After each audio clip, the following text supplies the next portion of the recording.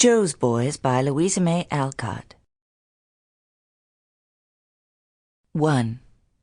10 years later. If anyone had told me what wonderful changes were to take place here in 10 years, I wouldn't have believed it, said Mrs. Joe to Mrs. Meg as they sat on the piazza at Plumfield one summer day, looking about them with faces full of pride and pleasure. This is the sort of magic that money and kind hearts can work. I am sure Mr. Lawrence could have no nobler monument than the college he so generously endowed, and a home like this will keep Aunt March's memory green as long as it lasts, answered Mrs. Meg, always glad to praise the absent.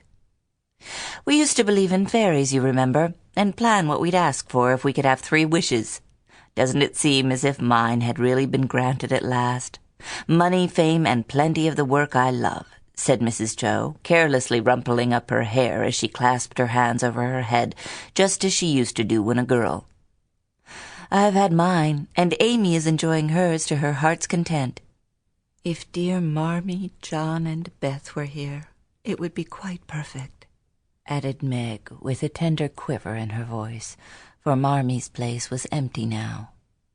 Joe put her hand on her sister's, and both sat silent for a little while, surveying the pleasant scene before them with mingled sad and happy thoughts. It certainly did look as if magic had been at work, for quiet Plumfield was transformed into a busy little world. The house seemed more hospitable than ever, refreshed now with new paint, added wings, well-kept lawn and garden, and a prosperous air it had not worn when riotous boys swarmed everywhere, and it was rather difficult for the Bhaers to make both ends meet. On the hill where kites used to be flown stood the fine college which Mr. Lawrence's munificent legacy had built. Busy students were going to and fro along the paths once trodden by childish feet, and many young men and women were enjoying all the advantages that wealth, wisdom, and benevolence could give them.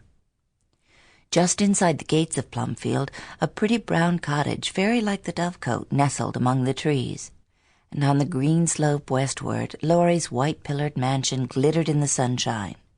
For when the rapid growth of the city shut in the old house, spoiled Meg's nest, and dared to put a soap factory under Mr. Lawrence's indignant nose, our friends emigrated to Plumfield, and the great changes began.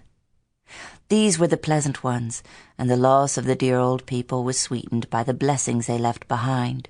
So all prospered now in the little community, and Mr. Bhaer as president and Mr. March as chaplain of the college saw their long-cherished dream beautifully realized.